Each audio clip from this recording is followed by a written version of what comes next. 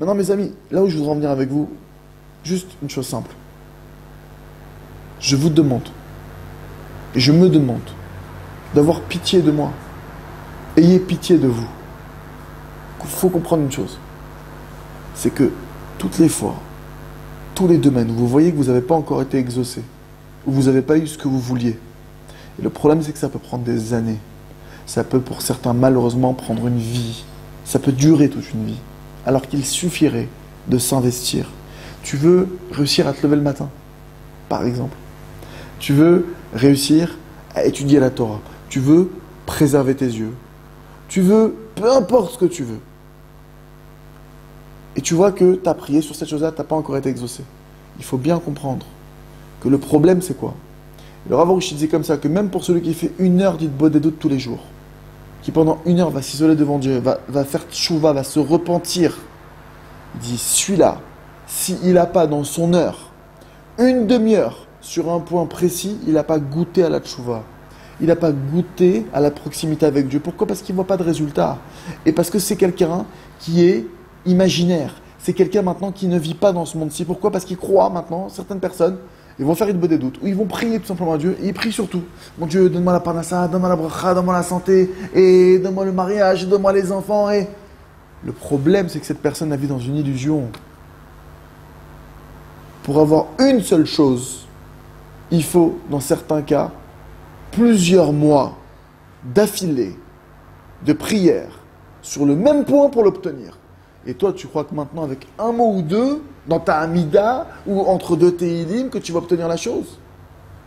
C'est vrai qu'il y a, dans la majorité des cas, il dit le Rav, dans la majorité des cas, tu pries pour quelque chose 1 minute, 2 minutes, ça marche. Mais quand tu vois qu'il y a des gros dossiers, ou des dossiers qui sont importants dans ta vie, à savoir que ces dossiers, tu as déjà prié, tu vois que tu n'es pas encore exaucé, ça nécessite plus de prières. Et comment tu peux évaluer le nombre de prières? Selon la difficulté que tu as dans une chose. Plus une chose elle est difficile pour toi, plus ça sous-entend qu'elle va nécessiter des prières. Un type maintenant, il a un peu de mal à se lever le matin, mais il arrive, en priant un peu, ça va devenir une deuxième nature. Un type maintenant, il a l'impression qu'il soulève un building de 52 étages, quand il se lève le matin, qui ne s'imagine pas qu'en 2 mots, mon Dieu, lève-moi, ça y est. Non, il va devoir prier. Il va devoir se préparer, et il va tomber, et il va se relever, et il va prier. Mais l'essentiel, c'est quoi? C'est que tous les jours, il va tirer. Comme maintenant quelqu'un qui est face à un ennemi. Au lieu de tirer comme ça en rafale, que ça se trouve, tu vas toucher personne, ou tu vas blesser un peu. Non, tu prends ta cible, tu la gardes bien en ligne de mire, et là maintenant, tu tires jusqu'à ce que tu vois cet ennemi qui tombe. Premièrement, la personne, quand elle va faire ça, elle va prendre espoir et courage et prendre conscience de la force qu'elle a dans sa bouche, que Dieu lui a mis. Dieu nous a donné une force qui s'appelle la prière. Il nous donne cette possibilité de se rapprocher de lui. Mais comment? En t'investissant. Tu pries, jusqu'au jour où ça tombe. Et là, quand tu vois de tes yeux que ta prière, elle est exaucée comme Myriam dans Travers Forêt, c'est comme le premier-né d'une mère. Une mère, tant qu'elle n'a pas accouché, elle ne pense pas qu'elle peut avoir un enfant. Quand elle a sa première prière qui est exaucée, un homme, quand il a sa première prière qui est exaucée, il sait qu'il peut obtenir des choses par la prière. Il commence à prendre confiance en lui. Mais pas en lui, sa puissance à lui. En la force que Dieu l'a mis en lui. Au potentiel que Dieu l'a mis en lui. Que quoi? Hachem, il écoute tout le monde, Béhémet. J'ai une chance de m'en sortir. J'ai une porte qui s'ouvre devant moi. J'ai une possibilité. Oui, Hachem, il t'aime. Oui, Hachem, il t'écoute. Shema Tefilat Kolpé, il écoute la prière de chaque personne, chaque bouche. C'est écrit dans la Hamida qu'on lit tous les jours. Mais sauf que l'homme, il n'en a pas conscience. Dès qu'il voit une prière qui s'exauce, là, il prend conscience. Et c'est pour ça que la femme qui a un enfant, son premier-né, même d'après les lois d'héritage, il a une double part.